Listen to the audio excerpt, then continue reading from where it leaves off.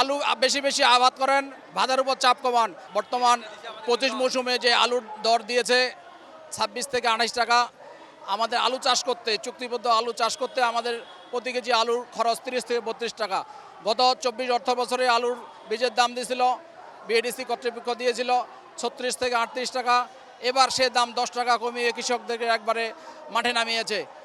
বর্তমান সারের দাম, কীটনাশকের দাম এবং শ্রমিকের দাম বেশি হয়, আমরা কৃষকরা এখন দিশেহারা।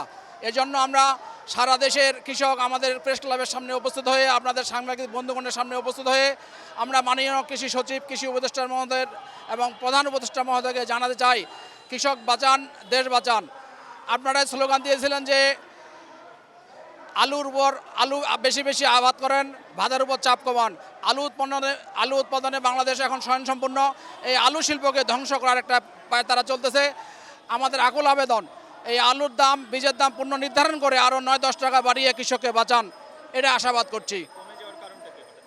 কমে যাওয়ার কারণে এবার আলুর প্রচুর প্রোডাকশন হয়েছে, সারা দেশে উৎপাদন বেশি হয়েছে, বিধায় আলুর দাম ওরা বীজের দাম কম দিল।